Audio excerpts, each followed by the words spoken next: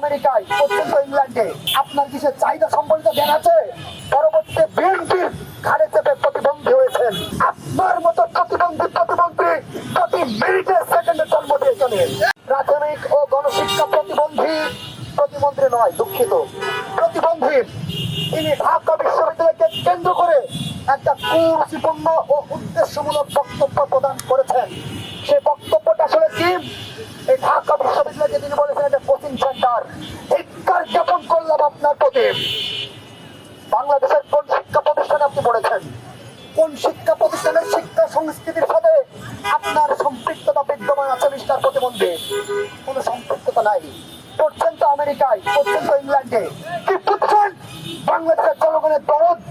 কি বুঝবেন বাংলাদেশের জনগণের চাহিদা?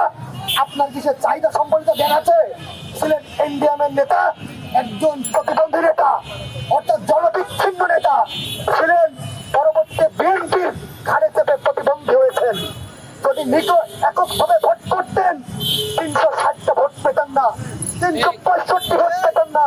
আজকে আপনার মতন অযোগ্য একজন ব্যক্তি বাংলাদেশের প্রতিবন্ধী হওয়ার যোগ্যতা পেয়েছেন শুধু ছাত্র জনতার রক্তে ভেসে আসা বিএনপি সরকারের মাধ্যমে।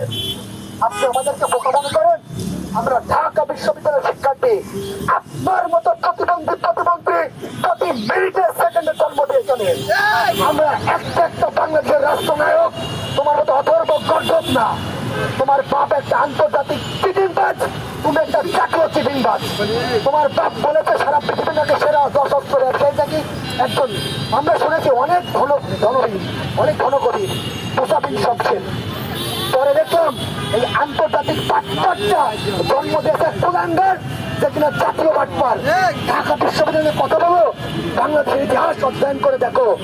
বাংলাদেশ ঢাকা বিশ্ববিদ্যালয়কে জন্ম দেয় নাই। এই ঢাকা বিশ্ববিদ্যালয় জন্ম দিয়েছে এই বর্তমান বাংলাদেশকে। জানো তুমি মিস্টার আমেরিকা কামিং? তুমি আমেরিকা থেকে আসা, ইংল্যান্ড থেকে আসা এক মাথা মোটা প্রতিমন্ত্রী, তুমি কি এটা জানো? তুমি কি পারো তোমার মোহাম্মদপুরকে নিয়ন্ত্রণ করতে? বাংলাদেশের সন্ত্রাসের